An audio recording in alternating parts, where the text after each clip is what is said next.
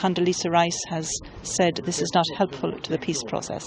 We touched on tragedy yesterday, which was the death of a mother and 4 children, together with other deaths as a result of the Israeli Defence Forces targeting what they took to be rocketing from the Hamas side in Gaza.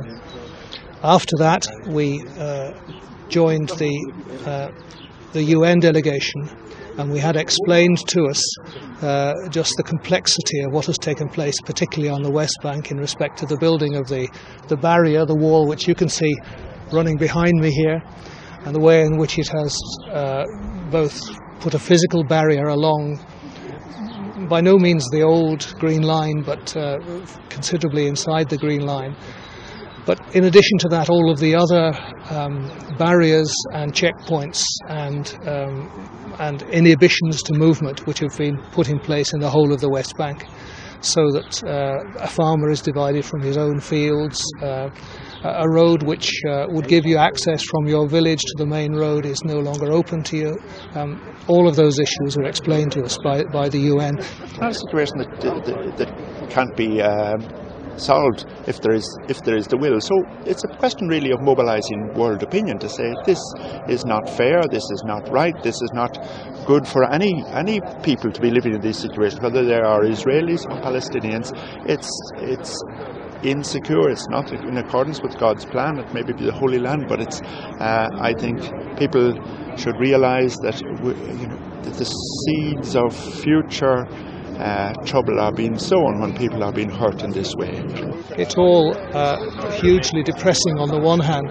The only thing you can hang on to is that, first of all, from all over the world, humanitarian assistance is crying to be given the opportunity to help people here.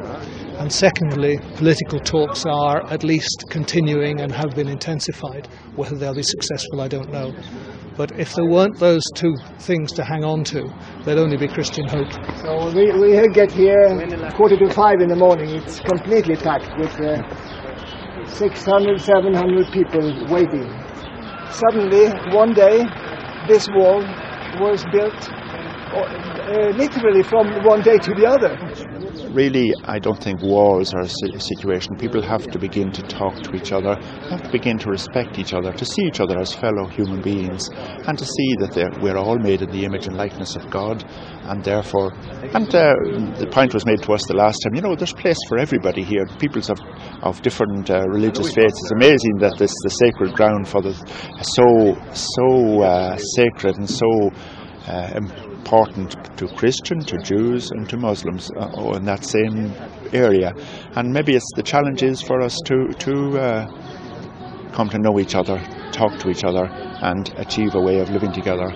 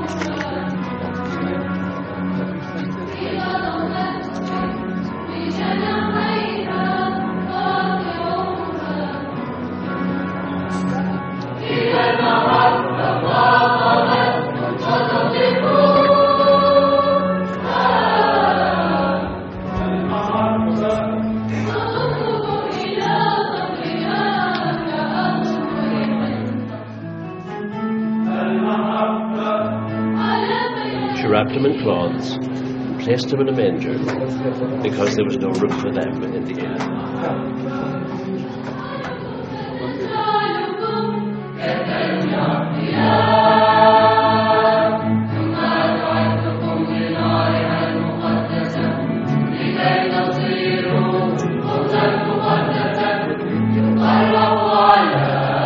Some of the local Christians would say that nobody cares about us.